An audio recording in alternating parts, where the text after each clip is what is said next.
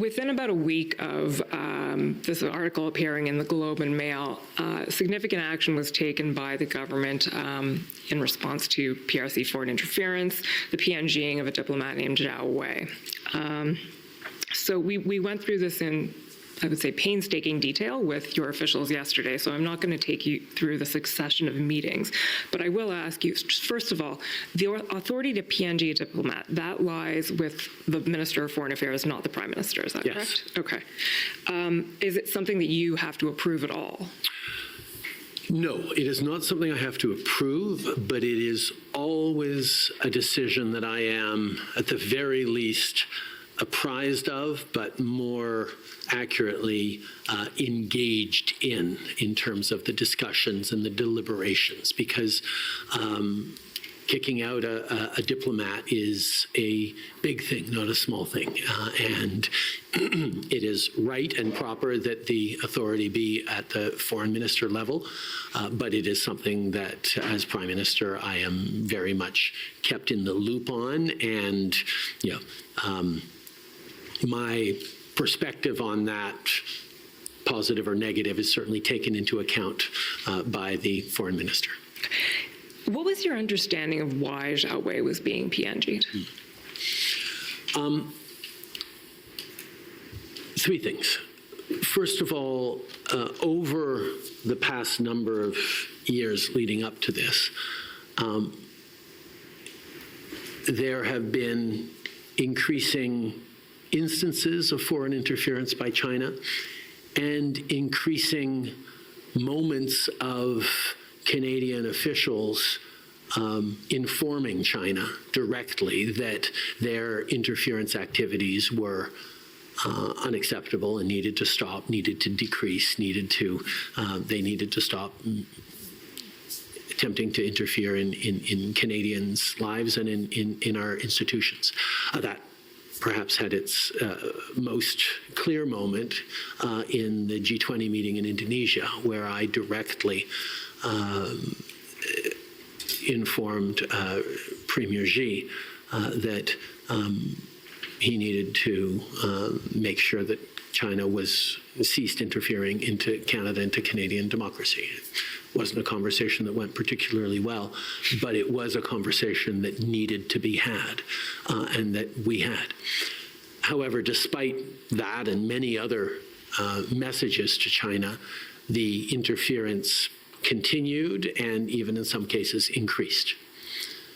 So that was part of the reason why we needed to make sure there was a clear consequence. Secondly, as we looked into it, as the allegations around Michael Chong were surfaced publicly, on digging into it with the Foreign Affairs Ministry here in Canada, it was clear that even though in the case of Michael Chong, Zhao Wei was not engaged in interference so much as influence, that is, regular diplomatic collection of information with the goal of sanctioning, for example. So in the case of Michael Chong, not direct interference in the analysis of our intelligence agencies, but in other cases had been involved in interference activities. We realized that that was a reason to look at kicking him out of the country, that he was involved and known to be involved in foreign interference, even if it wasn't directly in the case of Michael Chong. And third, the fact that there needed to be consequences for China. He'd been involved in foreign interference activities.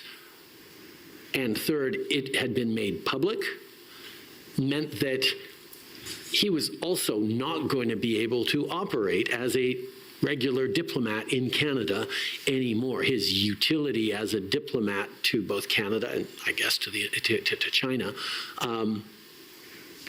had ended because he was so clearly outed in the media as being a bad actor. Those three things together meant that to give a consequence to China, to give consequences on foreign interference, and specifically the fact that he was not going to be much use as a diplomat anymore, we chose to kick him out of the country. Okay. I'm going to move And now. actually, I think we asked China to remove him from the country first, and when they didn't, we said, okay, well then we're going to have to kick him out. Okay, so one last chance, and then he was gone. I'll move now to another event that led to the PNGing of a diplomat, this time an Indian diplomat, which is the murder of Hardeep Singh Najjar.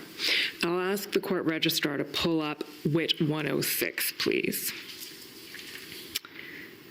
So there's a few things to talk about in this, and if we can scroll down to paragraphs 52 to 55, please. There we go.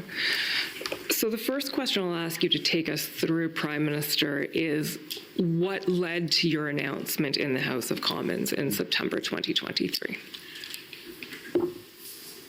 Over the course of the summer, I was apprised by my intelligence services that there was credible intelligence that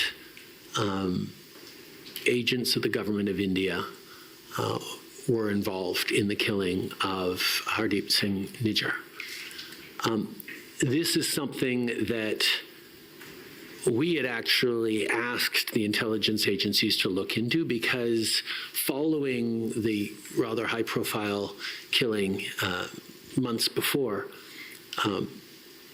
the initial assessment was, oh, this was gang-related or criminal-related. There was not an obvious, immediate international nexus to this. And that's how we were briefed after the meeting, after the killing in the days afterwards. However, hearing directly from a number of our South Asian members of parliament and seeing and talking with members of the South Asian community around who were quite insistent that it was something that was likely connected to government of India. We actually asked the intelligence agencies, and it turned out they were doing this anyway, to look in more closely to the circumstances around this particular murder.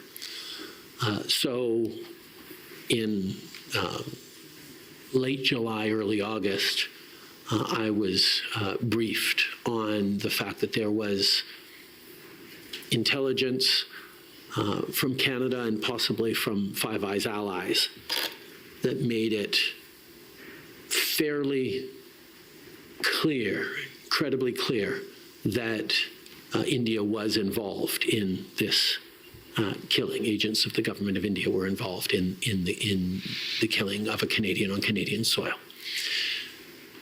This was something that we obviously had to take extremely seriously. That violation of sovereignty, of the international rule of law, with extrajudicial killing in a foreign country, in a fellow democracy,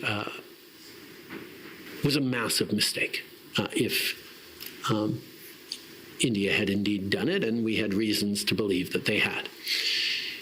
So our immediate approach was to engage with the government of India to say, and we had our various security officials reach out to India and say, look, there are real concerns that your security agencies were involved in the killing of Najjar. We need to work on this together because that can't stand.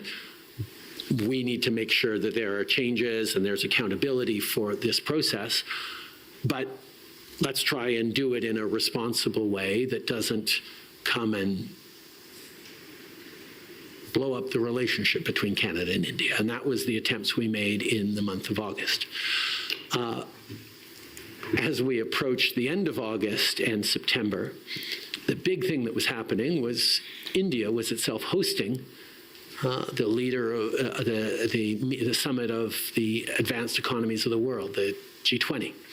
So it was a big moment for India, welcoming the world, all the leaders of the world to Delhi for a very important summit.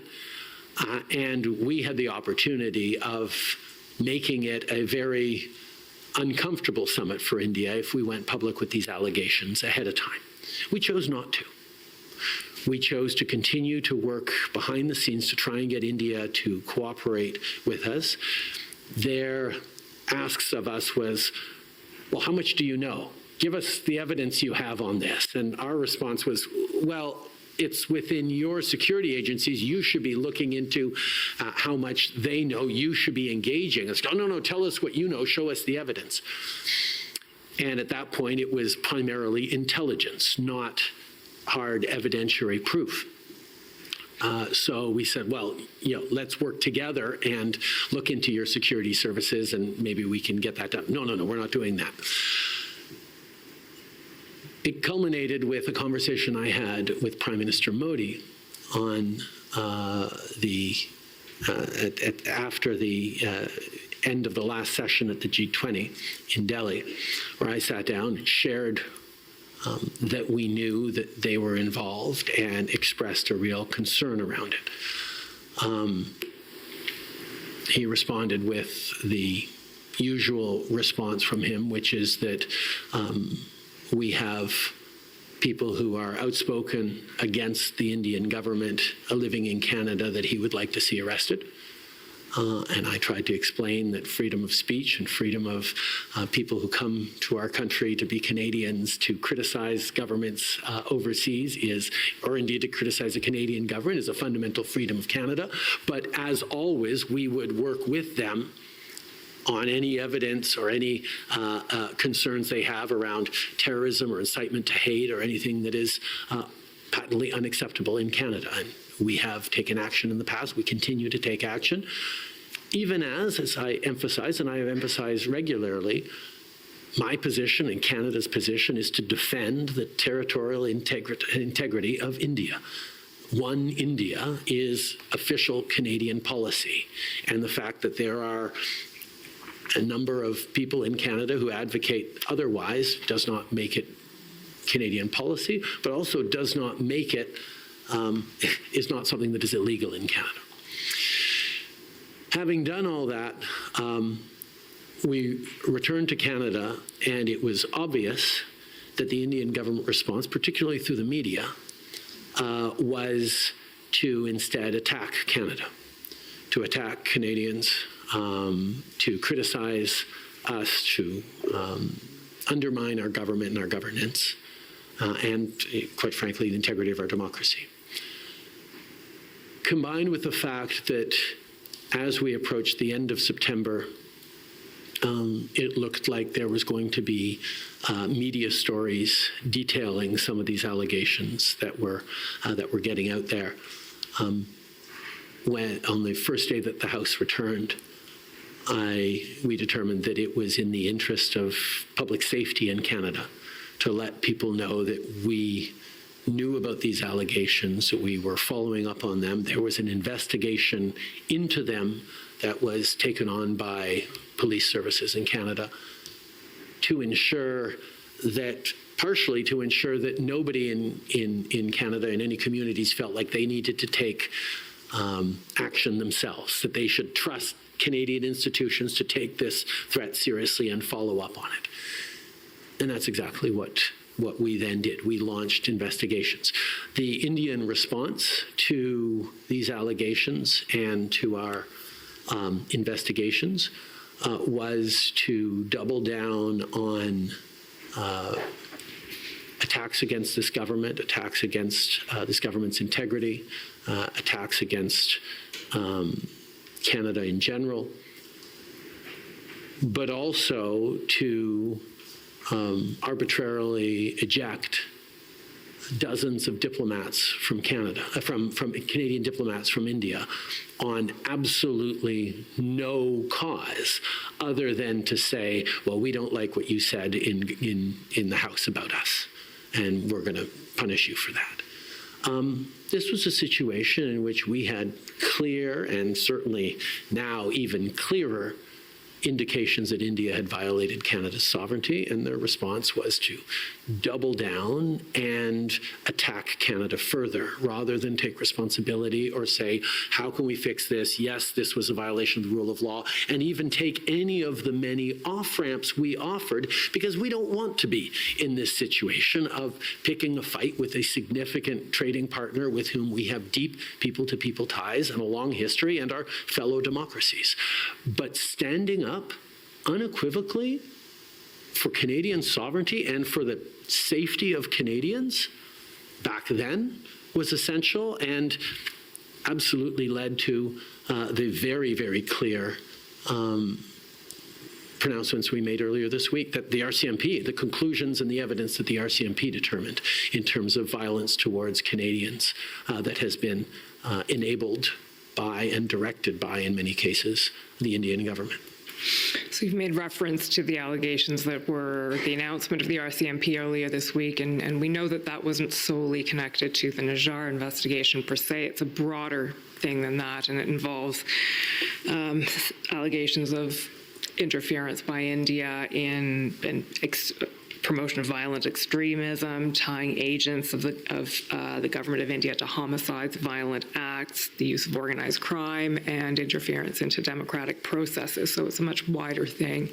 And we know that it led to, over the past weekend, the PNGing of 6 Indian diplomats. What can you say? And you mentioned before that the hope was not to blow up the relationship with India after the Najjar murder.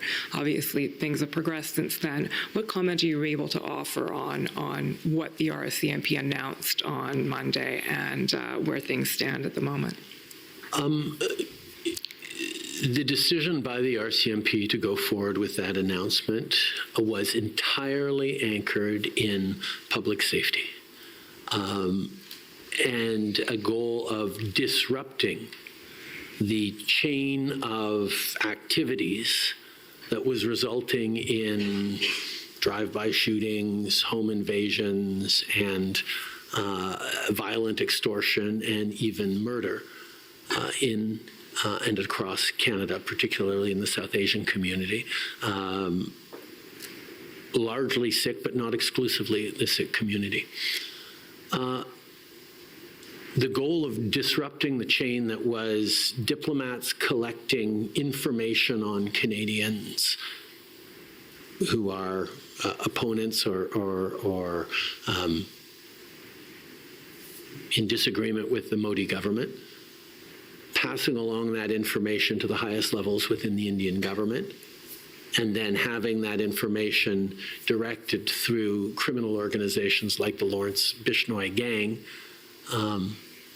to then result in violence against Canadians on the ground. It was the RCMP's determination that that chain or that sequence or that scheme needed to be disrupted, and going public on Monday as they did, and removing those diplomats. The first option was actually being able to question those diplomats and interview those diplomats by having them waive diplomatic immunity. They didn't. That's not surprising that they didn't. Canada wouldn't waive diplomatic immunity in many cases either. But therefore, we had to ask them to leave the country. Okay. And just to be clear, when you speak of diplomats collecting information in this instance, we're not talking about research and Google searches. We're talking about covert, clandestine. Covert, clandestine, coercive measures, threatening to withhold family visas, paying sources, a range of things that the RCMP can detail if they feel they are. I mean, one of the important things on this is these are ongoing. There are ongoing court cases and trials. So if the RCMP had its druthers, it wouldn't have revealed any of this. It's just that it hit the threshold before it came out naturally in court through our judicial process, as it would, as much of this will. But the threat to public safety and the need to disrupt preemptively, even before the court cases were fully adjudicated, were made it the RCMP's decision to go public with this. Okay. Well, as you mentioned, there are ongoing investigations, and in that sense, I think we've probably gone as far as we can go on that topic. So.